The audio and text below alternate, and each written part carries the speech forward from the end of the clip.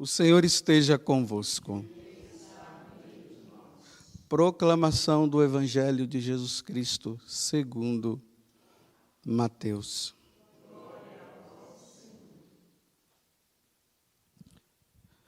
Depois que a multidão comera até saciar-se, Jesus mandou que os discípulos entrassem na barca e seguissem à sua frente para o outro lado do mar, enquanto ele despediria as multidões.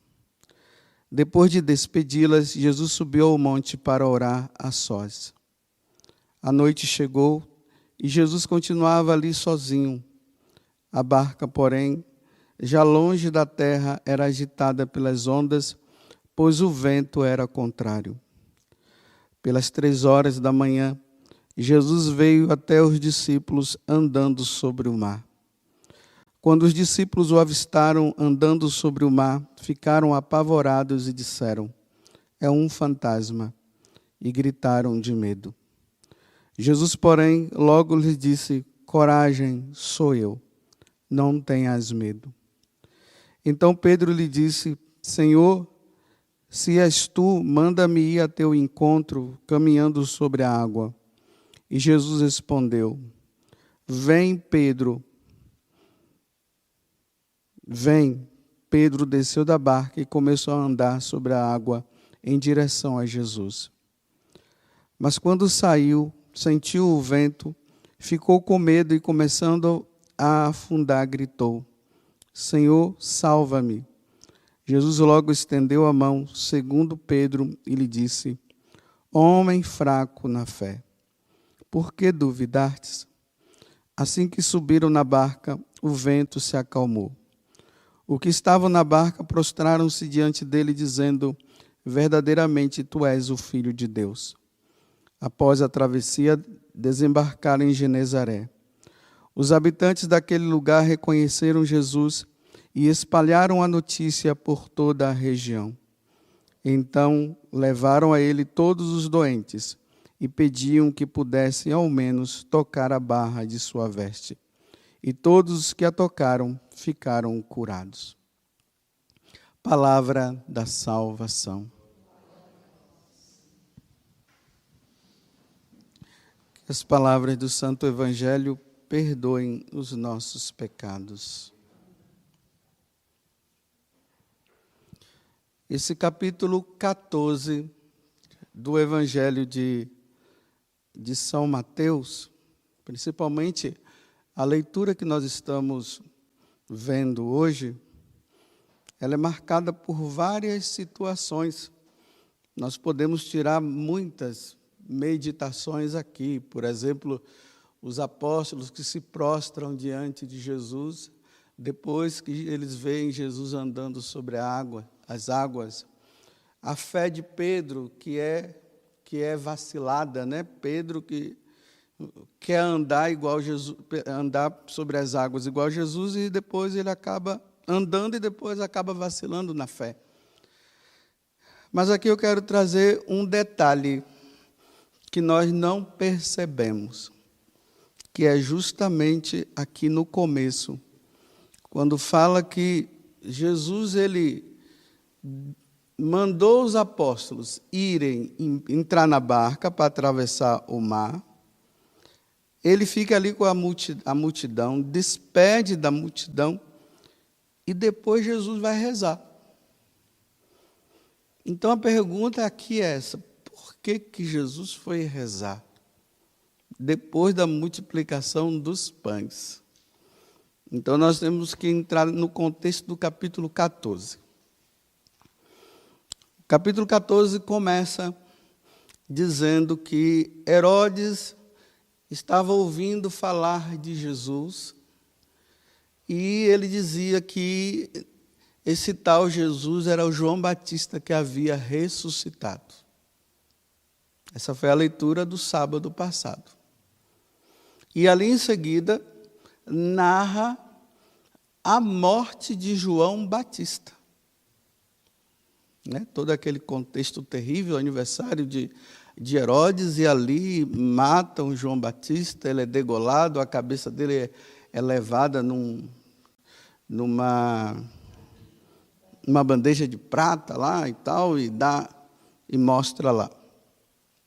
Só que quando termina essa parte, aí ele diz assim, que os discípulos de João Batista transladaram o corpo de João Batista, enterraram, e depois eles foram contar para Jesus que João Batista havia sido morto. Aí Jesus toma uma decisão, e ali vai dizer o seguinte, que Jesus vai para um lugar deserto. Ele diz, vou para um lugar deserto. Olha, recebe a notícia que João Batista morreu, e ele vai para um lugar deserto. Bem, Jesus está de luto. O primo dele acabou de morrer. O precursor, aquele que veio trazer a mensagem aonde todos deveriam se preparar, porque Jesus iria chegar. Então agora Jesus recebe a notícia e ele prefere ir para um lugar deserto. Só que quando ele vai para esse lugar deserto, que foi a leitura de ontem, da multiplicação dos pães, aí ele vai descer da barca, a multidão vai seguindo ele, né, porque eles estão na barca, a multidão vai seguindo. Quando ele desce da barca, aí o intuito que Jesus tinha, ele deixa por um momento. Aí o pessoal vem, aí narra que ele ficou com compaixão daquele povo. E ali ele começa a falar, ensinar, aí vem a multiplicação dos pães. Quando termina a multiplicação dos pães, já ali no finalzinho da tarde, aí ele manda os discípulos, como eu já falei, aí despede da multidão, aí ele volta o intuito. Ele vai de novo para o lugar e lá ele fica rezando. Olha, ele começa a rezar durante o final da tarde, e aqui está dizendo, né? Passa a noite toda rezando, e nisso os discípulos estão lá remando. Aí, de madrugada, olha, de tarde, ele começou a rezar, passou a noite toda, de madrugada é que ele sai desse momento de oração. E aí ele vai em busca dos apóstolos, aí tem essa narrativa que nós acabamos de ouvir, ele vem andando sobre as águas e tudo mais. Mas o que é que eu quero trazer para nós no dia de hoje? No momento de luto de Jesus, a primeira coisa que ele faz é ir rezar. Ele vai rezar. Rezar por João Batista. Vai lá para o deserto, eu quero um lugar deserto, me deixem sozinho, eu preciso rezar. Não está explícito aqui, mas a gente vê que ele recebe a notícia, ele toma a decisão de ir para um lugar deserto, a multidão vem, aí ele recebe, depois ele vai. E o que é que ele faz no lugar, nesse lugar deserto? Passa a noite rezando. Aqui eu queria destacar uma coisa muito importante para nós. É doutrina da Igreja Católica que nós rezemos pelos que morreram. Nós estamos num tempo que tem muita gente morrendo. Nós não podemos rezar pelas almas que estão no purgatório, porque aqui entra a doutrina da Igreja Católica. Isso é um tesouro nosso. As outras religiões não fazem isso. Mas aqui é um tesouro nosso. A Igreja Católica ensina que aquelas almas, aquelas pessoas que morrem santamente e que morrem com pecados, apenas pecados veniais, elas precisam passar por um tempo de purificação. Esse lugar dá-se o nome de purgatório, porque o nosso destino após a morte é o céu ou o inferno. O céu, para quem viveu em Deus, o inferno para quem não viveu com Deus. Não é somente para os demônios, né? Como uma pessoa dizia, que quando se morre, quem vai para o inferno é só os demônios. Não, Jesus falou bem, deixou bem claro que também aqueles que não quiseram viver uma vida com Deus aqui na terra, não vai ter como viver com Ele lá na eternidade. Foi uma decisão da pessoa. Se ela não quis viver aqui, como é que ela vai querer agora viver lá? E mesmo que ela quisesse viver, não tem como viver, porque ela não quis viver aqui. Porque esse tempo que nós estamos aqui é para isso. Mas a igreja ensina também, né? E isso é o bonito. Olha, para se entrar no céu, tem que morrer sem nenhum pecado. E nenhum pecado é nenhum pecado mortal e nenhum pecado venial. Para entrar direto, morreu, já está lá. Né? Quando nós dizemos assim, está no céu, né? Já temos um intercessor no céu. Nós precisamos tomar muito cuidado, porque todo mundo precisa passar pela purificação. A igreja nos ensina que quem vai direto para o céu é quem morre mártir, porque a pessoa morreu com o batismo de sangue. Ela deu a vida por Jesus, ela proclamou a fé em Jesus e ela morreu. Então, essa morte dela, dessa forma, já é uma purificação nesse mundo completa. Então, ela vai para lá. Mas você vê que tem mártires por aí que, olha, a igreja ainda não declarou que está no céu, não. Esses dias mesmo nós comemoramos, né? Santo André, não sei, foi esqueci agora o nome, que eles vieram de Portugal para o Brasil e no trajeto eles foram mortos. E aí eles são beatos ainda. Ainda não foram declarados santos, mas já são beatos. Então, há uma necessidade que a igreja ensina que nós precisamos rezar pelos falecidos. Claro, né? Aqui entra uma consciência que nós precisamos ter. Nós vamos rezar por todos, nós vamos rezar por todos. Mas, meus irmãos, saibam que a igreja reza por aqueles que morreram santamente. Por isso que no dia 2 de novembro fala missa dos fiéis defuntos, fiéis.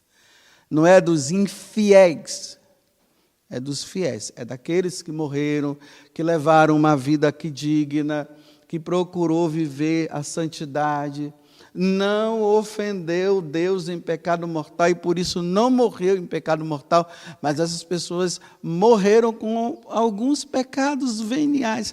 Aí esses pecados a pessoa leva e ela precisa passar por um lugar antes de entrar no céu, porque quem vai para o purgatório está salvo. Essa é a doutrina da igreja. Quem vai para o purgatório está salvo. Agora, eles podem demorar muito tempo, podem ficar até o dia do juízo final lá, como Nossa Senhora de Fátima fala, né? Quando Lúcia pergunta que uma das meninas lá estaria no purgatório até o dia do juízo final e que precisava rezar por ela. E eles se oferecem, quando Nossa Senhora pergunta, você quer rezar por ele? Sim, queremos, então se ofereça o sacrifício.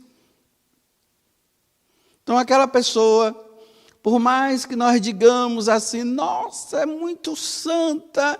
Sim, é muito santa, mas, meus irmãos, precisamos rezar por ela.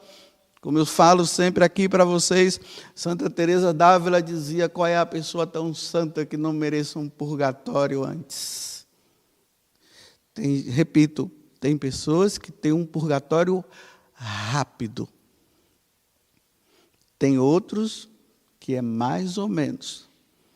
E tem outros que é demorado.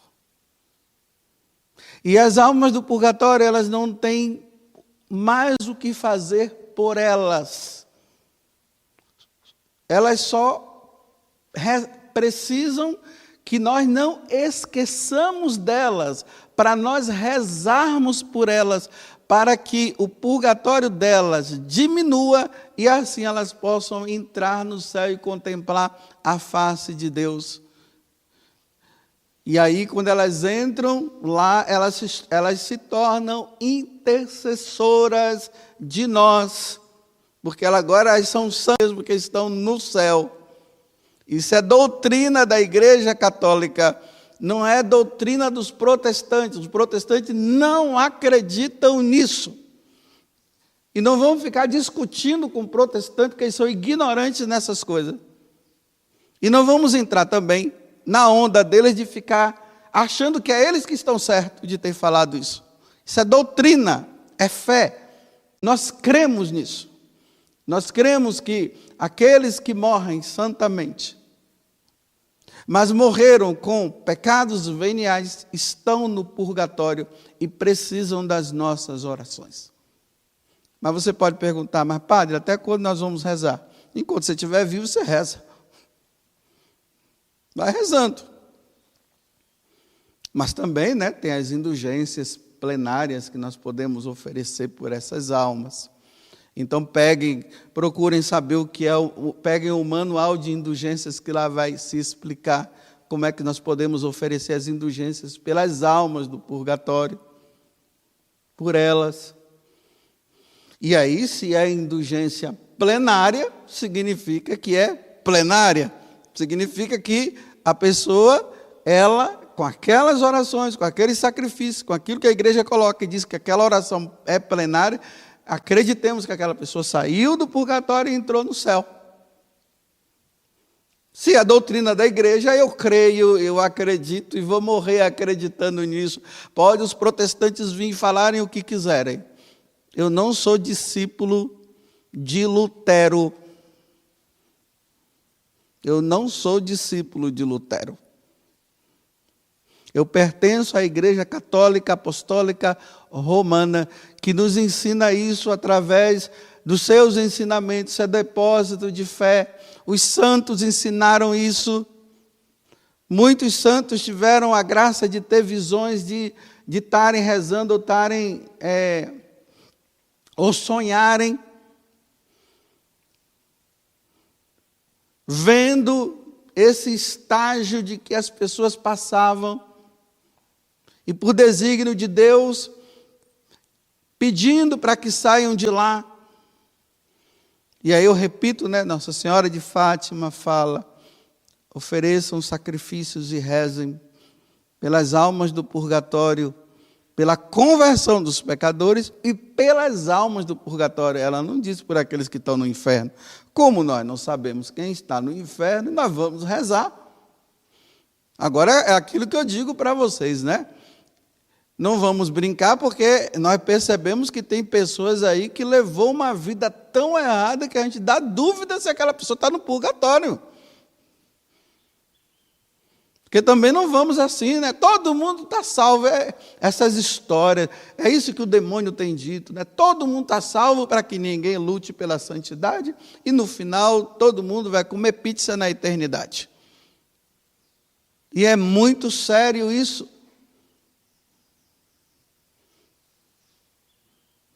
Como rezar? A missa por excelência. Por excelência, a missa é a grande oração pelas almas do purgatório.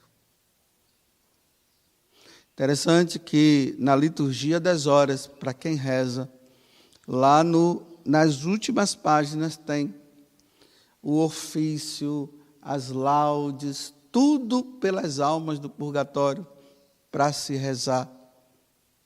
A oração do terço, como Nossa Senhora falou,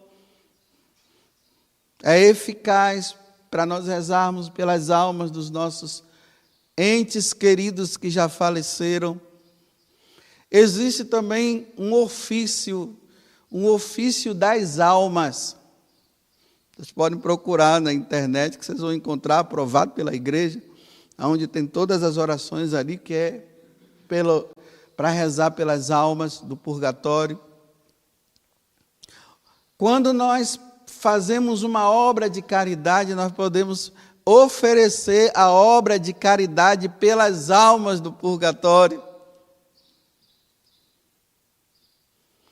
Uma adoração que nós fazemos ao Santíssimo, nós podemos oferecer pelas almas do purgatório. Você vê que são várias coisas que a igreja nos coloca.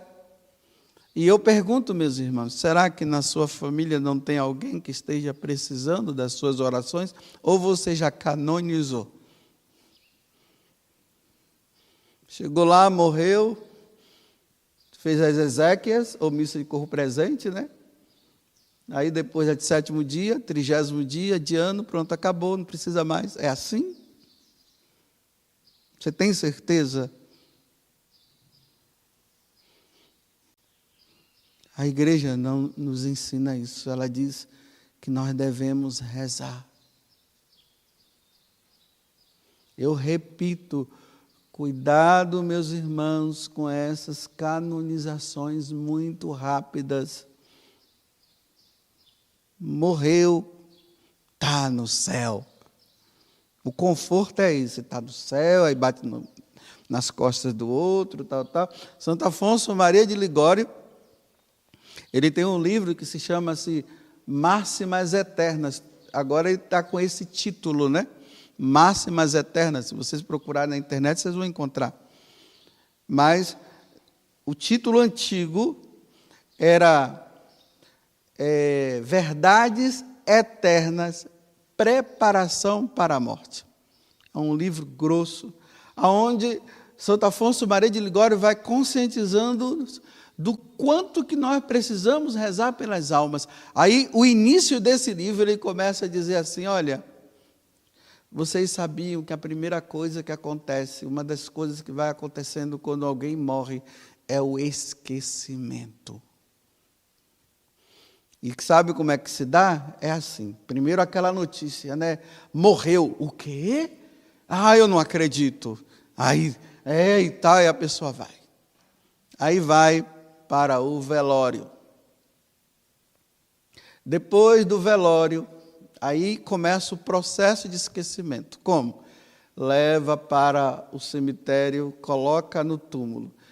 Colocou lá no túmulo, veja só, percebam, colocou no túmulo, as pessoas já dão as costas e vai embora. Fica ali os parentes ainda rezando um pouquinho, né, chorando, né, que não é nem rezando, é chorando.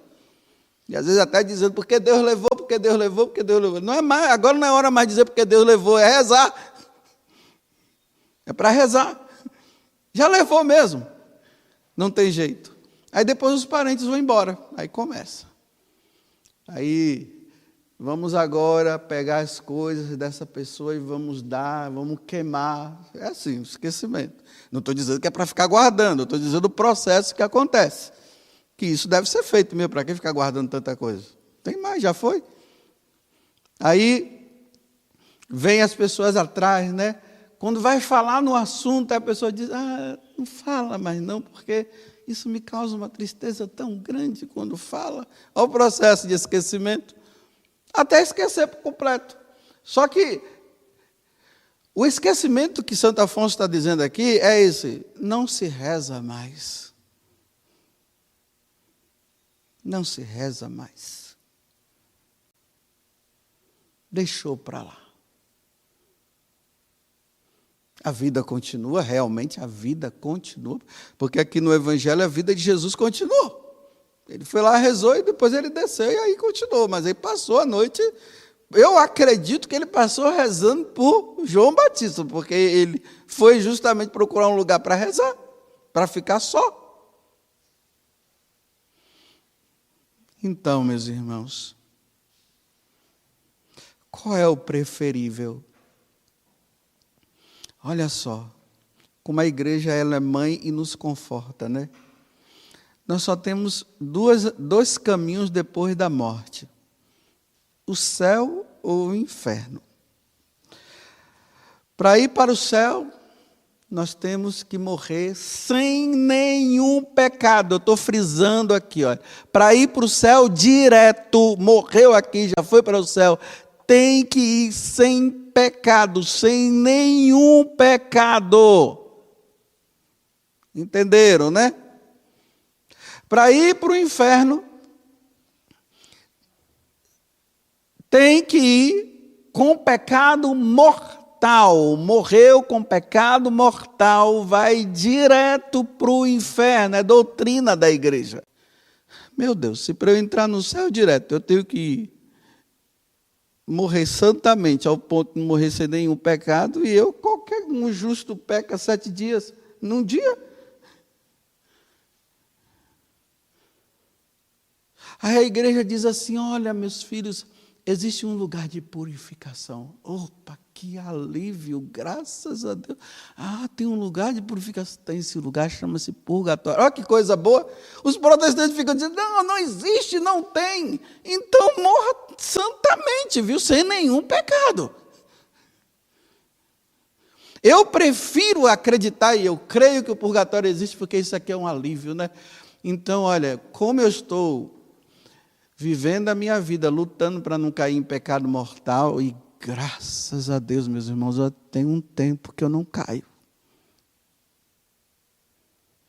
Mas os veniais,